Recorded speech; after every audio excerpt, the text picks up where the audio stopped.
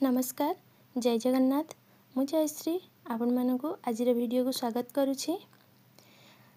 केश जदि आपण मानकर बहु मात्रा रे पाचुथिबो ताले आपण माने किंबा झड़ुथिबो किंबा रूपी होइथिबो ताले आपण माने एही उपचार माध्यम रे आपणकर केशर ए सब समस्या को समाधान कर परिबे।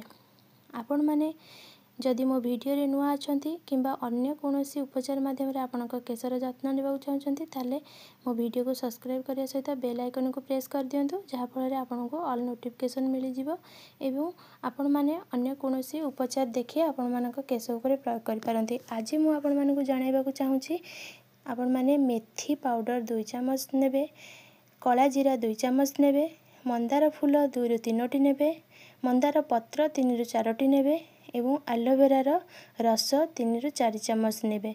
यही सब को एकत्र भाव में मिसाई ग्राइंडिंग करदेवे।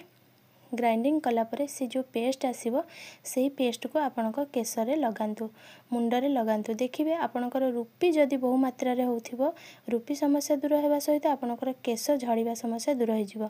घंटे परे आपणक केश को धोई दियंतु। एही परि भाव में सप्ताह को 2 रु 3 थर आपणको एही उपचारटी करबा को पड़िबो। जदि वीडियोटी भल लागुची लाइक शेयर करबा सहित कमेंट माध्यम रे जणाइबे आपणको वीडियोटी किपरि लागिला। रहिली जय जगन्नाथ।